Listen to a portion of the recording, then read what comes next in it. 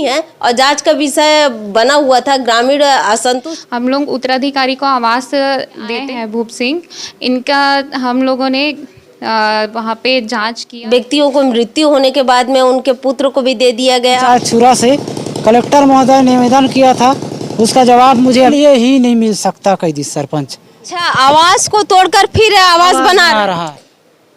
यहाँ पर एक मामला ऐसा आया जो जनपद पंचायत छुरा के अंतर्गत में ग्राम पंचायत भरवा मुड़ा का है और मामला ये है कि आवास से संबंधित मामला है। आवास से संबंधित मामला होने के कारण ग्रामीण जो यहाँ पे पहुँचे हैं जनपद में और जनपद में पहुँचे हैं तो इसका कारण ये है कि कई ऐसे समस्याओं को लेकर पहुँचे हैं। उनकी समस्या को समाधान करने के लिए मैं वर्षा के पास में यहाँ पे बैठी हुई हूँ और क्योंकि प्रधानमंत्री आवास योजना के अंतर्गत में ये देखती हैं तो इनसे ही पूरी जानकारी हम ले सकते हैं, क्योंकि यहाँ पे जांच भी की है और जांच का विषय बना हुआ था। ग्रामीण असंतुष्ट थे और ग्रामीण भी यहाँ पे मौजूद है तो इनसे भी हम बातचीत करेंगे। लेकिन सबसे पहली बात है कि यहाँ पर जो भरवा मुड़ा का मामला आया मैडम, वो मामला जो है ग्रामीण आज असंतुष्ट बता रहे हैं जिनके खाते जो खत्म हो गए और उनके आवास आया हुआ था और लेकिन उनके आवास को उनको बच्चों को दे दिया गया है। इस विषय में आप बताइए। अगर आवास में उत्तराधिकारी का नाम है, आवास सॉफ्ट में हम यहाँ से देखते हैं, अगर उसमें उत्तराधिकारी का नाम है तो उसमें हम लोग उत्तराधिकारी को आवास देते हैं। लेकिन शिकायत लेकर के आए हैं भूप सिंह, इनका हम लोगों ने वहाँ पे जांच किया था इनके आवेदन लगाने पर और उसमें सामने आया कि इनको इंदिरा आवास योजना से इनके परिवार में इनकी पत्नी को लाभान्वित हो चुकी थी। चूँकि जो पति और पत्नी एक ही परिवार माने जाते हैं, इस कारण से ये आवास के लिए आगे अपात्र हैं क्योंकि इनको इंदिरा आवास का लाभ मिल चुका था। जी, और भी जो मामला है मैडम, जिनको 3 व्यक्तियों को मृत्यु होने के बाद में उनके पुत्र को भी दे दिया गया और दूसरी बात है कि और 1-2 लोगों का नाम बता रहे हैं भरवा मुड़ा के अंतर्गत में। तो ऐसा एक नहीं कई ऐसी जगह पे हैं जो आज किसान भी परेशान है, वहाँ आम जनता भी परेशान है। अच्छा, ये बताइए कि प्रधानमंत्री आवास योजना का गाइडलाइन क्या है? गाइडलाइन यही है कि जो इंदिरा आवास है वो वही आगे एक्सटेंड होके प्रधानमंत्री आवास बना हुआ है और जो भी इस योजना से एक बार लाभान्वित हो चुके हैं उनको आगे दोबारा इसमें लाभान्वित नहीं किया जाना है। गाइडलाइन में हमको यही बताया गया है और जो भी इनके द्वारा और भी जिनको लेकर के शिकायत किया गया है सभी का जांच किया गया है जांच दल के माध्यम से और उसमें भी हम लोगों ने पाया कि जो भी हितग्राही थे जिनका इन्होंने शिकायत दर्ज किया हुआ है वो सही पाया गया था और वो जो भी मृत हुए हैं मतलब उनके पिताजी के नाम पर वो आवास आया हुआ था और वो उनके बेटे के नाम पर ट्रांसफ़र होना है। चूँकि अभी तक के उन्होंने कोई डॉक्यूमेंट भी जमा नहीं किया है तो वो अभी तक उनके मृतक पिताजी के नाम पर ही हुआ है और अभी तक होल्ड है, वो राशि अभी तक के आहरण नहीं हुआ है। और जैसे कि जांच के दौरान पाया गया है कि वो भी पूर्व में लाभान्वित हो चुके हैं तो उनका जो आवास है वो भी निरस्त किया जाएगा। ये जैसे एक परिवार में एक पिता है, मान लीजिए उनके 4 बच्चे हैं, चारों बच्चों को आवास मिल सकता है और उनके पिता को भी आवास मिल सकता है क्या? नहीं, अगर मान लो पिताजी के नाम पर है और वो मृत हो गए हैं तब जो सबसे पहले जिनका नाम है बेटों में उनके नाम पे ट्रांसफ़र होगा और उन्हीं को ही आवास दिया जा सकता है। नहीं मैडम, जैसे मान लीजिए किसी भी, ये पूछना चाह रही हूँ, जैसे एक ऐसा भी पंचायत है कि जैसे एक परिवार में 5 लोग हैं, जैसे एक मान लीजिए रूप सिंह है, मान लीजिए, है ना, ये रूप सिंह के 3 बेटे हैं तो रूप सिंह को भी आवास योजना से लाभ मिला और उनके 3 बच्चों को भी लाभ मिला। तो क्या ऐसा होता है कि एक परिवार में अगर 4 सदस्य हैं तो चारों सदस्यों को लाभ मिलता है? नहीं, ऐसा नहीं है। मतलब अगर सूची में उनका अलग अलग नाम है तो भले ही उसमें मिल सकता है लेकिन एक ही के उत्तराधिकारी के रूप में नहीं मिल सकता है।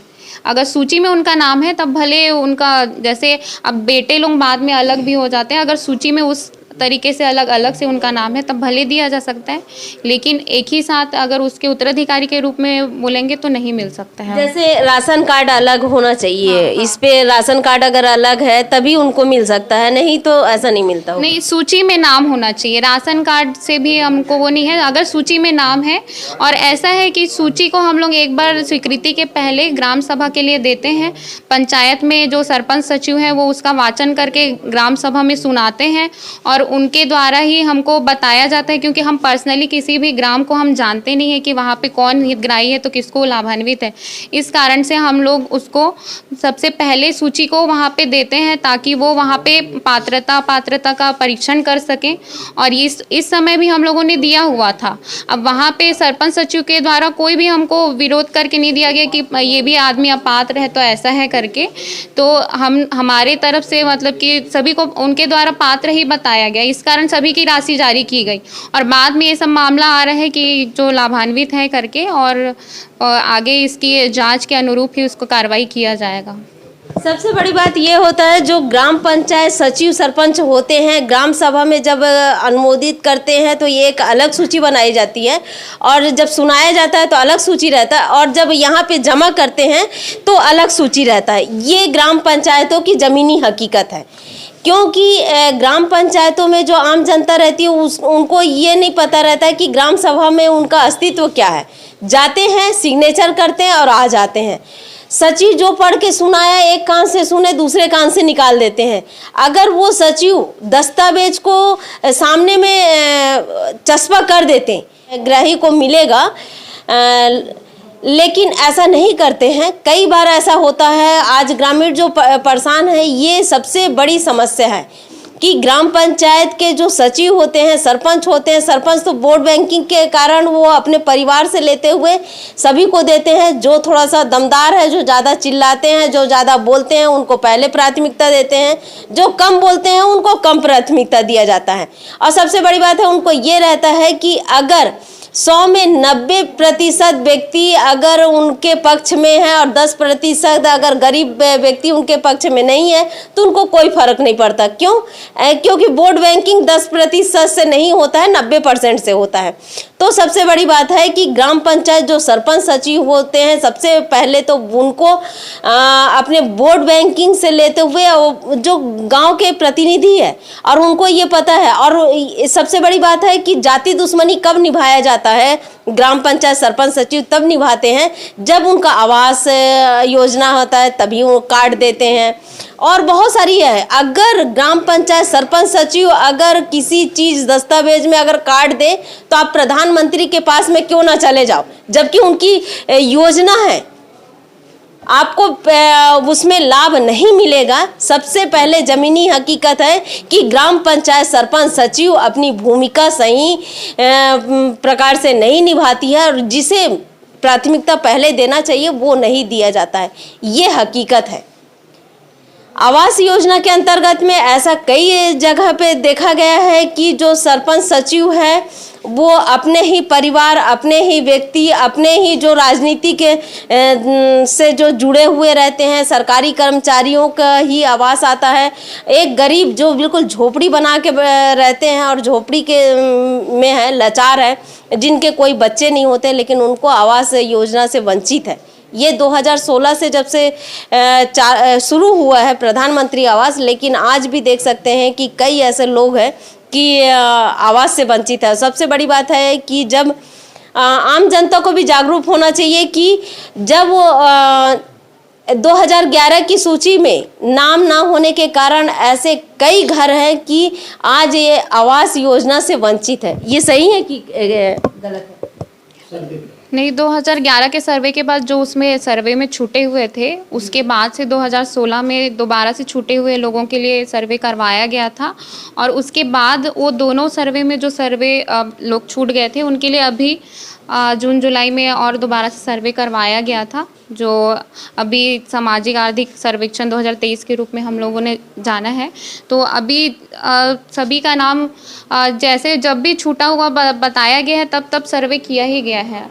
तब तक के अभी तक हमारी जानकारी में तो अब सभी का सर्वे हो ही चुका है। अभी तो खैर वर्तमान में तो सभी का सर्वे हो गया है, क्योंकि राज्य शासन जिस प्रकार से आर्थिक जनगणना के तहत में, लेकिन पहले ऐसी थी योजना था कि आपको 2011 में अगर आपकी सूची में नाम नहीं है तो आपको आवास योजना हो या फिर अभी आप देख सकते हैं निराश्रित पेंशन योजना भी नहीं मिलता है। ये बहुत दुर्भाग्य की बात है कि जो आवास योजना के अंतर्गत हो या फिर निराश्रित विधवा पेंशन हो, चाहे जो भी हो, ये योजना जो है जिन्हें 2011 की सूची में अगर नाम नहीं है तो कई ऐसे परिवार हैं जो आज योजनाओं से वंचित है, पीड़ित है और उस योजना का लाभ नहीं ले पा रहे हैं। ऐसे बहुत सारे परिवार हैं। उस परिवार के अंतर्गत में हम देख रहे हैं कि अब इस समय अब जनगणना हुआ है, उसमें आप देखते हैं पात्रता सूची के अनुसार किस प्रकार से काम होता है। अब उसके तो बाद में बता सकते हैं, लेकिन और भी जो हितग्राही का नाम बता रहे हैं कि उनका गलत तरीके से उनको आवास दे दिया गया है। जिन अभी आप 3-4 नाम ले रहे थे, वो नाम बताइए, कौन कौन सा नाम? नाम एक संतराबाई है मैडम, और दूसरा ईश्वर है, और वो मृतक बता रहा है सगरी बाई के पति, और उसको आवाज़ दिया जा रहा है। तो कौन से हिसाब से उसको आवाज़ दिया जा रहा है, उसके मुझे जानकारी चाहिए। अच्छा, इसके बारे में पता है जो बोल रहे हैं?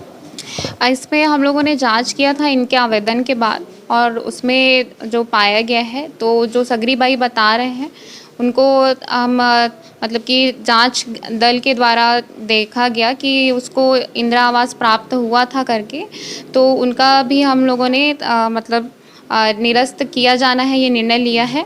और एक ईश्वर का बता रहे हैं, तो ईश्वर के नाम से पूर्व में इंदिरा आवास मिला था, और अभी 19-20 में उनके पिताजी सुपे सिंह के नाम पर आया हुआ है आवास, और उनके पिताजी मृत हो गए हैं, और जो भी राशि है उनके पिताजी के ही खाते में है अभी, और वो होल्ड है।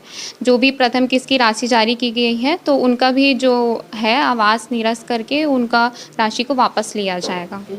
कि जैसे प्रधानमंत्री आवास योजना का लाभ किस व्यक्ति को पहले मिलना चाहिए और दूसरे कब मिलना चाहिए, इस प्रकार से?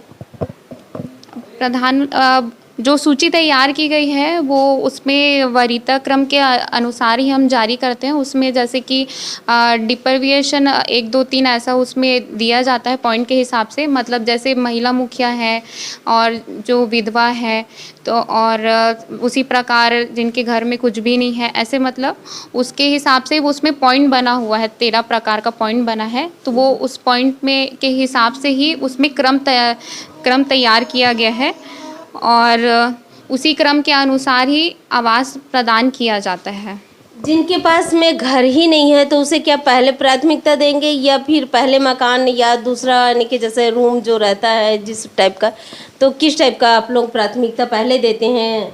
प्रतीक्षा सूची में मैडम पहले क्या है कि 0 रूम, 1 रूम, 2 रूम करके 3 प्रकार का उसमें हितग्राहियों का लिस्ट है।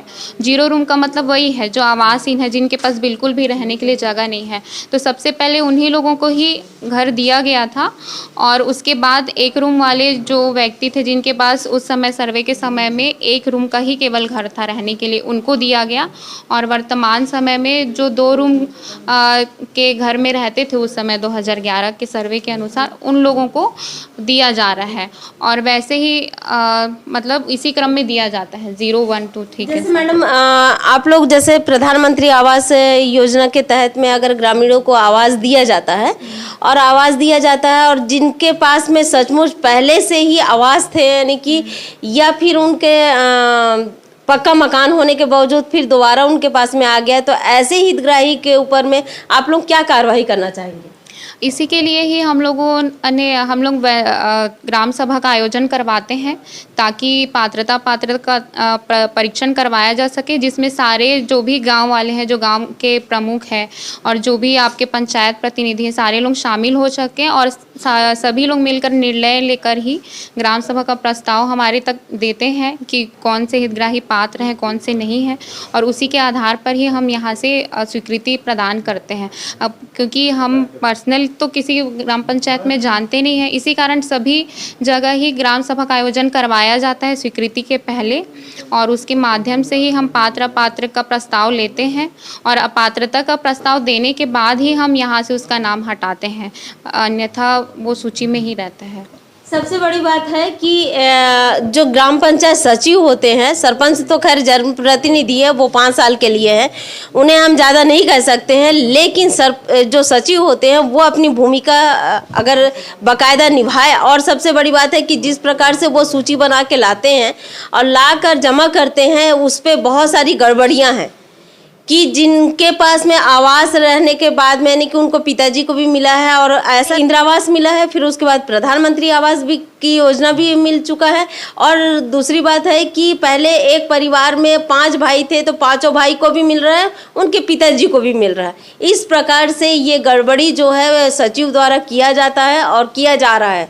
तो ऐसे सचिव के ऊपर अगर कड़ी से कड़ी कार्रवाई अगर नहीं करते हैं तो इनके हौसले और ज़्यादा बुलंद होते हैं, क्योंकि ये योजना जो है गरीबों के लिए होता है, लेकिन प्रधानमंत्री योजना गरीबों के लिए नहीं है, पैसे वाले के लिए होता है। सचिव को अगर पैसा दे दो तो आपके पास में आवास आ जाता है। और सबसे बड़ी बात है कि जनपद के व्यक्ति भी ज़्यादा कुछ जानते नहीं है कि ग्रामीण स्तर पर उतने सारी जानकारी उनके पास में कैसे हो सकता है, लेकिन ग्राम पंचायत सचिव को प्रत्येक घर के बारे में जानकारी है, प्रत्येक गाँव के व्यक्तियों के बारे में जानकारी है कि उनको क्या है क्या नहीं है और किनको आवास योजना देना चाहिए। लेकिन यहाँ पर ऐसा है, गरियाबंद जिला के अंतर्गत में एक ऐसा पंचायत नहीं है, कई ऐसा पंचायत है जिसमें सूक्ष्म जांच होना चाहिए। जब से प्रधानमंत्री आवास चल रहा है उसमें से सूक्ष्म जांच होना चाहिए कि सचमुच जिन्हें प्रधानमंत्री आवास योजना का लाभ जो मिला है वो सही दृष्टि से मिला है कि गलत दृष्टि से, और अगर ऐसा होता है तो उस पर कड़ी कार्रवाई होना चाहिए। क्योंकि ऐसा घर है कि सरपंच होते हुए भी उन्हें प्रधानमंत्री आवास योजना का लाभ मिला है, सचिव के परिवार को पूरा आवास योजना का लाभ मिला है, रोजगार सहायक के पूरे परिवार का लाभ मिला है, यहाँ तक कि पंच हो, जनपद सदस्य हो, जिला पंचायत सदस्य हो, सभी ऐसे वर्ग के लोग जिन्होंने जनप्रतिनिधि होते हुए भी सिस्टम का गलत उपयोग किए गए हैं। तो प्रधानमंत्री आवास योजना का बिल्कुल बाकायदा सूक्ष्म जांच हो और जांच होने के बाद में इस पर कड़ी कार्रवाई होना चाहिए। मैं हूं दीपिका, आप देख रहे हैं धरोहर संदेश।